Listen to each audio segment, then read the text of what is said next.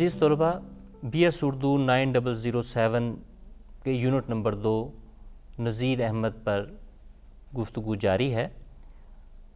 ہم اب تک نذیر احمد کا تعارف حاصل کر چکے اور ان کے ناولز پر ہم بات کریں گے اب خاص طور پہ۔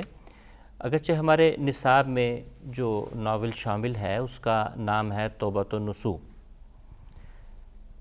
لیکن جب تک ہم کسی مصنف کے تمام کاموں کا تعارف حاصل نہیں کرتے اس وقت تک ہم اپنی جو مخصوص چیز ہمارے سلیبس میں ہو، کسی بھی موضوع پہ ہو، وہ چاہے شاعری ہو یا ناول ہو یا افسانہ ہو، اس موضوع پہ ہم اس کا حق ادا نہیں کر سکتے۔ ہماری تفہیم ناقص رہے گی اگر ہم اس کا مکمل تعارف حاصل نہیں کرتے۔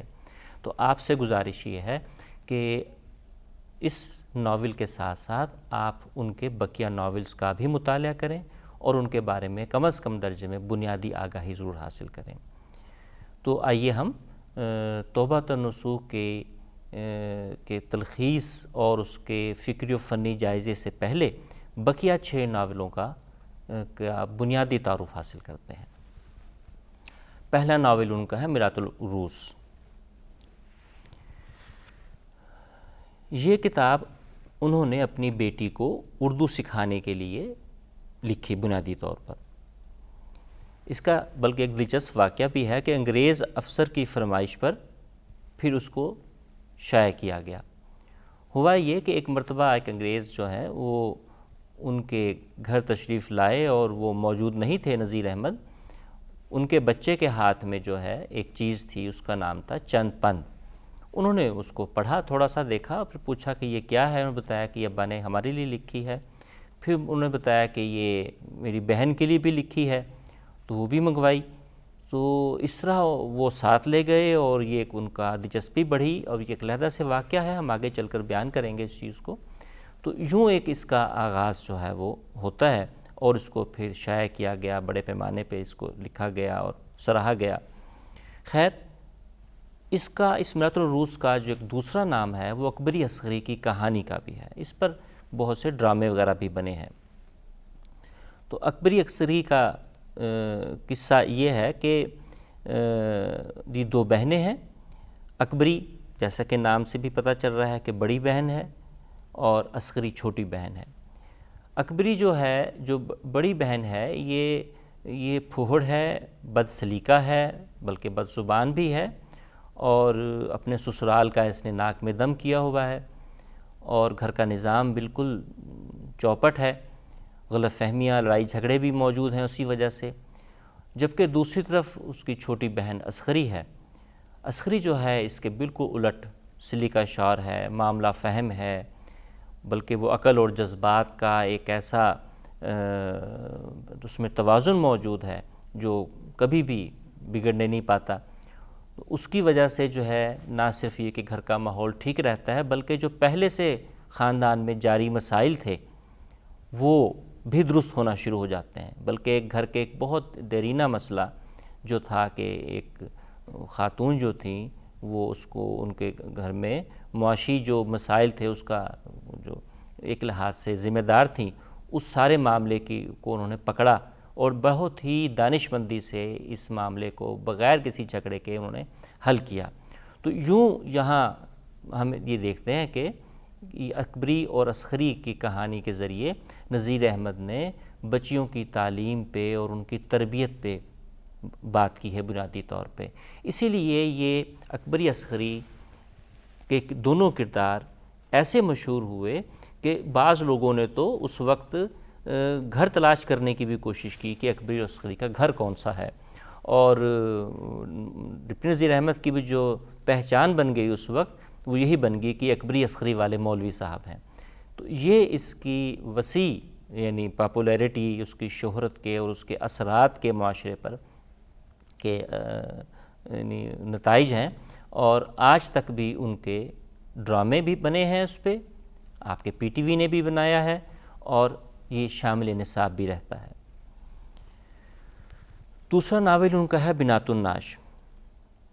یہ 3 برس کے بعد میراث العروس کے شائع ہوتا ہے۔ اس کا موضوع بھی خانہ داری اور اخلاق کی تعلیم ہے۔ اس کا مرکزی کردار حسن آرا ہے، جو بنیادی طور پہ اصغری کے قائم کیے ہوئے سکول کی طالبہ ہے۔ ایک لحاظ سے یہ ایک سیریل بھی ہم اس کو کہہ سکتے ہیں، سیریز ہے کہ سیکول ہے کہ یہ میراث العروس کے بعد جو ہے اسی کے تسلسل میں ہم اس کو پڑھ سکتے ہیں، سمجھ سکتے ہیں۔ اگرچہ یہ ایک آزاد انڈیپینڈنٹ ناول ہے، لیکن پچھلی حوالے کی وجہ سے اس کی ایک اہمیت دو چند ہو جاتی ہے اور دلچسپی بھی قاری کی دو چند ہو جاتی ہے۔ اس میں کچھ تعلیم کے بارے میں معلوماتی چیزیں بھی بہت ہیں، اس لحاظ سے بھی بہت اہم ہے۔ پھر ہمارا ناول توبۃ النصوح آتا ہے، جس پر ہم باقاعدہ ذرا تفصیل سے اس پر ہم بات کریں گے۔ فسانہ مبتلا، یہ ان کا چوتھا ناول ہے جو 1885 میں شائع ہوا۔ اس ناول کا موضوع جو ہے وہ تعدد ازواج ہے، یعنی ایک سے زیادہ شادیاں اس کا موضوع ہے۔ یہ اس دور کے اندر بہت زیادہ اچنبے کی بات نہیں تھی، اور امراء میں خاص طور پہ نوابین کے ہاں تو یہ عام کلچر تھا، لیکن عوام کے اندر بھی یہ چیزیں تھیں، اور اس کی وجہ سے بہت سے مسائل، خانگی مسائل اور سوکنوں کے آپس میں لڑائی جھگڑے، جس کے پھر بچوں پر اثرات، یہ سارے ایک اس وقت کا ایک بڑے مسئلے کے طور پہ انہوں نے لیا، اور اس کے کہانی کے ذریعے بتایا کہ وہ خاندان جو ہے وہ کس طریقے سے برباد ہو جاتے ہیں جہاں اس طرح کے معاملات آتے ہیں۔ پھر ہے ان کا ناول، بلکہ سب سے اہم ناول ایک لحاظ سے ہم کہہ سکتے ہیں، اگرچہ بہت مشکل ہوتا ہے ہم کہیں کہ یہ سب سے اہم ہے، اس طرح کی درجہ بندی قائم کرنا، لیکن جو وقت نے ذرا ثابت کیا ہے اور جو نقادوں نے بات کی ہے وہ ابن الوقت پہ سب سے زیادہ کی ہے۔ تو یہ ہم کہہ سکتے ہیں کہ اپنے معراج پہ ہیں ناول نگاری کے معاملے میں، یہ نذیر احمد اس میں معراج پہ ہیں، اور جو بہت سے اعتراضات کچھ ہمیں ملتے ہیں نذیر احمد کے پلاٹ پہ، کہانی کے سلسلے میں، کرداروں کے سلسلے میں، وہ بہت حد تک اس میں وہ ہمیں نہیں نظر آتے، اور موضوع کے اعتبار سے بھی اور اپنے بیانیے کے اعتبار سے بھی یہ بہت اہم ناول ہے۔ بلکہ اگر ہم یوں کہیں کہ ہم اگر 1857 کے بعد کی جو صورتحال ہے ہندوستانیوں کی، خاص طور پہ مسلمانوں کی، اور ان کے جو فکری مسائل ہیں اس سے لے کر، عام مسائل تو تھے ہی، فکری مسائل خاص طور پہ، کہ جو جدیدیت اس وقت آ رہی تھی، آ چکی تھی، اور جو انگریز کے ساتھ ہمارا انٹریکشن تھا، معاملہ تھا، اس کے بارے میں بہت انتہائی رویے موجود تھے۔ یہ مسائل اس کے اندر باقاعدہ آتے ہیں، اور اس کا مرکزی موضوع یہی ہے۔ اور ایک اس کے اوپر یہ بات بھی ہے کہ کچھ ناقدین نے کہا ہے کہ جو اس میں ابن الوقت کا کردار ہے، دراصل وہ سر سید کا کردار ہے۔ اس میں بہت حد تک صداقت بھی نظر آتی ہے، اگرچہ اس کے برعکس بھی چیزیں موجود ہیں، لیکن مجموعی طور پہ اس میں سر سید سے اختلاف بھی کیا گیا ہے، کیونکہ نذیر احمد اگرچہ سر سید تحریک کی بہت سے ہم کہیں گے فکری طور پر اس کے ساتھ شامل تھے، لیکن نذیر احمد کی ایک اپنی آزادانہ رائے بھی تھی۔ اگرچہ ادب کے میدان میں سر سید تو کثیر الجہد شخصیت تھے، انہوں نے بہت میدانوں میں مسلمانوں کی اور ہندوستانیوں کی رہنمائی کی، صحافت ہے، ادب ہے، اور بہت سی چیزیں ہیں، معاشرت ہے، لیکن خاص طور پہ ادب میں اگر سر سید کو ہم یہ کہیں کہ ان کے پیغام کو، ان کے مشن کو دو افراد نے بہت اچھے طریقے سے نبھایا، تو ان میں سے ایک الطاف حسین حالی ہیں، انہوں نے شاعری میں اور تنقید میں کیا، اور دوسرے ناول کے میدان میں نذیر احمد ہیں، لیکن اس کے باوجود فکری طور پر انہوں کی اپنی ایک آزاد رائے بھی رکھتے تھے وہ۔ تو خیر، ہم بات کر رہے ہیں ابن الوقت کی اور اس کے حوالے سے، کہ اس ناول میں انہوں نے انگریزی معاشرت کی طرز حیات کی اندھا دھند تقلید کی مخالفت کی ہے حقیقت میں، اور بہت اچھے مکالموں کے ذریعے انہوں نے اس چیز کو واضح کیا ہے۔ دونوں بھائیوں کے مکالمے، ابن الوقت اور حجت الاسلام، ان کے ناموں سے بھی ظاہر ہے، یہ ہم علیحدہ سے بھی بات کریں گے کہ جو سر سید کے جو نذیر احمد کے ناولوں کے کردار ہیں، وہ ان کے ناموں سے بھی آپ اندازہ لگا لیتے ہیں۔ تو ایک بھائی جو ہے وہ نکالی انگریز کی کر رہے ہیں مسلسل مختلف چیزوں میں، رہن سہن میں، چیزوں میں، معاملات میں، اور دوسرے جو ہیں وہ انہیں سمجھانے کی کوشش کرتے ہیں۔ اور اس میں بہت اہمیت اس بات کی بھی ہے کہ اس میں 2 انگریز کردار بھی ہیں جو قاری کی دلچسپی کا باعث بنتے ہیں، نوبل صاحب اور مسٹر شارپ۔ اس میں بھی دیکھیے، شارپ نام سے دیکھیے۔ پھر ان کا ایک بہت اہم سماجی مسئلے کی طرف جو نبھاتا ہے ناول میں، ان کا جو موضوع ہے وہ ہے ایامی۔ ایامی کا موضوع جو ہے وہ عقد ثانی ہے بیوہ کی، یعنی بیوہ کی دوسری شادی۔ یہ ایک بہت بڑا ایک لحاظ سے سٹگما، داغ بن گیا تھا کہ بیوہ دوسری شادی کرے۔ اب یہ رسومات ہمارے ہاں کیسے آئیں؟ کچھ ہندوانہ معاشرے سے بھی ہمارے ہاں آئیں، مسلم معاشرے میں رہیں، اور وجوہات جو بھی ہوں، حقیقت یہ ہے کہ یہ بہت بڑا عیب سمجھا جاتا تھا، اور کسی حد تک آج بھی یہ ہمارے معاشرے میں، ہندوستانی پاکستانی جس کو ہم کہیں گے معاشرے میں، مسلمانوں کے ہاں یہ چیز موجود ہے۔ آپ یہ دیکھیے کہ اس وقت یہ چیز کتنی بڑی ہوگی، کتنا بڑا مسئلہ ہوگا، اور نذیر احمد جیسے بڑے دماغ نے نہ صرف اس پہ لکھا بلکہ اس پہ بات کی، بلکہ ناول لکھا، کیونکہ ادب کے ذریعے جو بات، ناول کے ذریعے جو بات عوام تک کے ان کے دماغ اور دل میں پہنچتی ہے، شاید وہ ایک مضمون کے ذریعے نہیں پہنچتی، عام کتاب کے ذریعے نہیں، اس کے اثرات پہنچتے۔ تو سر سید انہوں نے، ڈپٹی نذیر احمد نے بہت اچھے طریقے سے اس مسئلے کو اٹھایا اور نبھایا۔ اس میں جو مرکزی کردار ہے خاتون کا، وہ بیان کرتی ہیں کہ کس کس طریقے سے ان پر یہ مشکلات رہیں۔